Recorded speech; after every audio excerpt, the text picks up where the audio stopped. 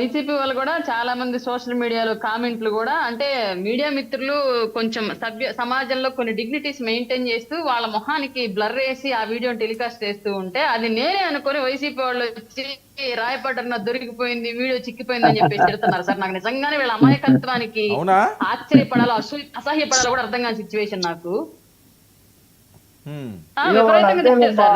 Tag చేసి నీ లీలలు బయటపడ్డ ఇదిగో తిడుతుంటే నాకు నవ్వు వచ్చింది. వీడియో మీ పార్టీ ఆవిడ ఒక పక్క వీడియో న్యూస్ ఛానల్ గగ్గోలు పెడుతుంటే మీరు మళ్ళీ నన్ను అంటే ఎంత దారుణం, ఎంత అమాయకంగా ఉన్నారు.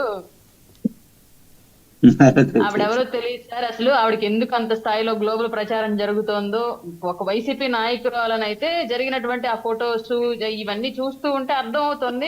మేబీ అక్కడ ఆవిడకి ఏమైనా సభ్యత్వం గట్రా పార్టీలో ఉంది లేదన్నది మనకు తెలియదు. ఏదో దిశ యాక్ట్ ద్వారా పబ్లిక్ సర్వీస్ చేస్తూ బయటకు వచ్చిందని చెప్పేసి తెలిసిన విషయము.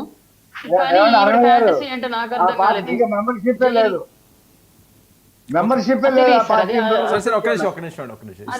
అది వాళ్ళ పార్టీ వైసీపీ వాళ్ళు చెప్పాల్సిన విషయం సార్. మనకు కూడా తెలియదు.